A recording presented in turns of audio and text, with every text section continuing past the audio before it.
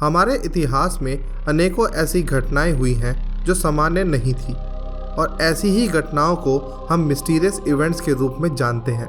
जहां एक तरफ अधिकतर मिस्टीरियस इवेंट्स के घटित होने के कारणों का देर सवेर खुलासा हो जाता है, वहीं दूसरी तरफ कुछ राज ऐसे भी हैं जिन पर लाख कोशिशों, रिसर्चेस और खोजबीन के बावजूद आज भी पर्दा नहीं उठ सका है।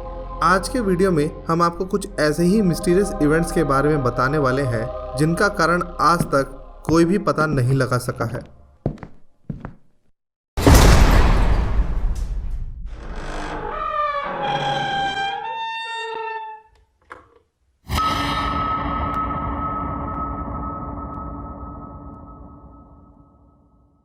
सैन फ्रांसिस्को के एक जू में रहने वाले कोको गोरिल्ला को सांकेतिक भाषा सिखाई गई। Who is that?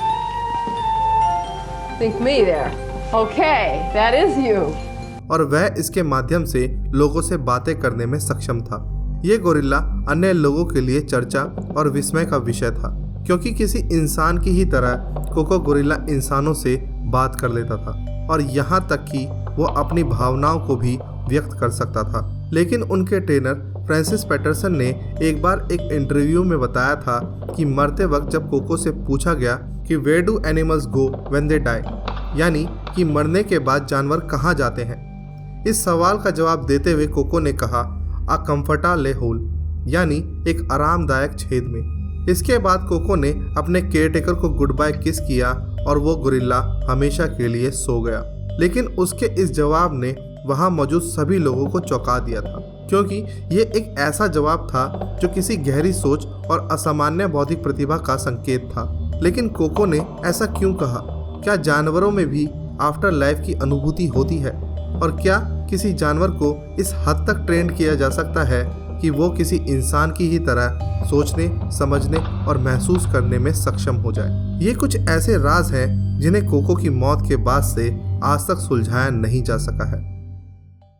कल्पना कीजिए कि आप एक दिन सोकर उठे हैं और आप अचानक एक म्यूजिकल जीनियस में बदल चुके हैं, भले ही आपने अपने जीवन में एक दिन भी अभ्यास ना किया हो।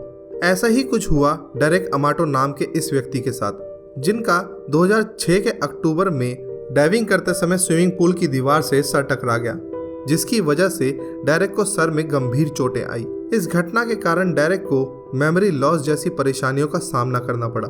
लेकिन इस घटना की वजह से उन्होंने एक ऐसा कौशल भी हासिल किया जिसके लिए कई लोग जीवन भर अभ्यास करते हैं। वो एक जीनियस लेवल का संगीतकार बन चुके थे। डेरेक हालात को समझाते हुए बताते थे कि जैसे ही मैं अपनी आंखें बंद करता हूँ, मुझे काले और सफ़ेद संरचनाएं बाएं से दाएं की ओर बढ़ते हुए दिखाई देती हैं, जो वास्तव में मेरे दिमाग में म्यूजिकल नोटेशंस बनाती हैं। ऐसा माना जाता है कि डेरेक दुनिया के एकमात्र ऐसे व्यक्ति हैं जो एक ट्रॉमा के बाद एक जीनियस म्यूजिशियन बन गए। लेकिन ऐसा क्यों हुआ? ये एक ऐसा सवाल है जिसका जवाब आज भी ढूंढा जा रहा है। वैज्ञानिक इस बात का पता लगाना चाहते हैं कि क्या किसी इंसान के मस्तिष्क में कुछ कृत्रिम बदलाव करके उसके अंदर कोई नई प्रतिभा पैदा की जा सकती है। लेकिन इस लक्ष्य में वैज्ञानिकों को अभी तक कोई खास सफलता नहीं मिल पाई है, क्योंकि वो अभी तक डेरेक के साथ हुई इस घटना को ठीक से समझ नहीं सके हैं। ऑस्ट्रेलिया के टीवी आइलैंड के आसमानों में सितंबर से मार्च के दोपहर में हर रोज लगभग 3 बजे एक विशाल थंडरक्लाउड दिखाई देता है, जिसे लगभग 100 किलोमीटर दूर से भी देखा जा सकता है।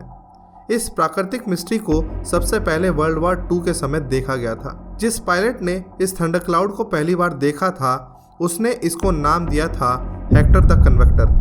एक ही स्थान पर हर रोज एक थंडर क्लाउड का निर्माण होना वाकई एक दिलचस्प और रहस्यमय घटना है, जिसके होने का कारण आज भी मौसम वैज्ञानिक पता लगाने की कोशिश कर रहे हैं। लेकिन वर्ल्ड वॉर 2 से आज तक कोई भी इस घटना का असली कारण पता नहीं लगा सका है, और इसीलिए ये थंडर क्लाउड्स 21वीं सदी के सबसे बड़े रहस्यों में से एक माने जाते हैं।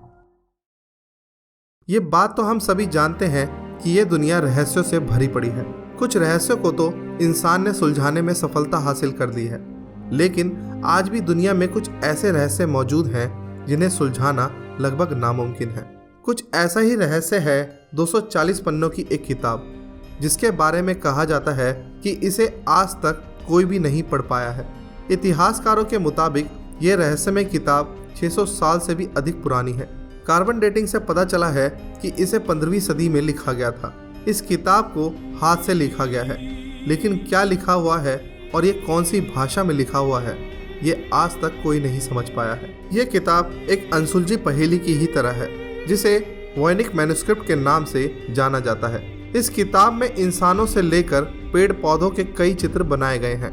वॉयनिक मैन्युस्क्रिप्ट नामक इस किताब में सबसे हैरान करने वाली बात यह है कि इस किताब में कुछ ऐसे भी पेड़ पौधों के चित्र बनाए गए हैं जो धरती पर मौजूद किसी भी पेड़ पौधे से एकदम मेल नहीं खाते। कहा जाता है कि इस रहस्यमय किताब में कई पन्ने हुआ करते थे, लेकिन समय के साथ इसके कई पन्ने खराब हो गए। फिलहाल इसमें सिर्फ 240 पन्ने ही बचे हैं। कई लोगों का मानना है कि इस किताब को इस तरह लिखा गया है कि इसके रहस्य को छुपाया जा सके। अब वो रहस्य क्या है, ये तो किताब लिखने वाला ही जानता होगा, या हो सकता है कि आने वाले वक्त में इस किताब को पढ़ा जा सके। दोस्तों, अगर आपको आज का हमारा ये एपिसोड पसंद आया हो तो इस वीडियो को लाइक ज़रूर करें, और अगर आपके पास हमारे लिए कोई सुझाव है तो आप अपने सुझाव हमें कमेंट्स के माध्यम से शेयर कर सकते हैं। आज के लिए बस इतना ही। बहुत जल्द फिर से मुलाकात होगी एक नई वीडियो के साथ। तब तक के लिए अलविदा।